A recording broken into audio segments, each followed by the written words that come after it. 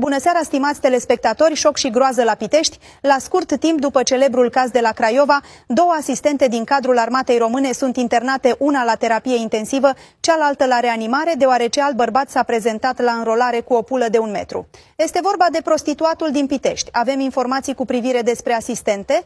Prima este în afara oricărui pericol, deoarece a leșinat, dar din păcate cea de-a doua se află la terapie intensivă, deoarece a fost tentată să încerce pula.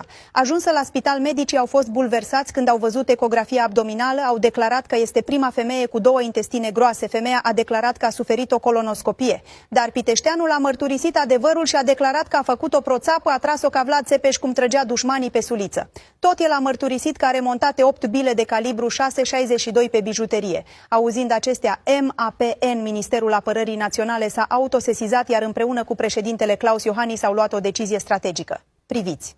Bună ziua, popor român! Oficial, România are al doilea scut antirachetă la Pitești, mai performant decât Patriot. Și de veselu, cum funcționează simplu, piteșteanului îi s-a montat un acoperiș din sticlă strategic militar, stând în pat noaptea, observă rachetele și avioanele și lansează bilele.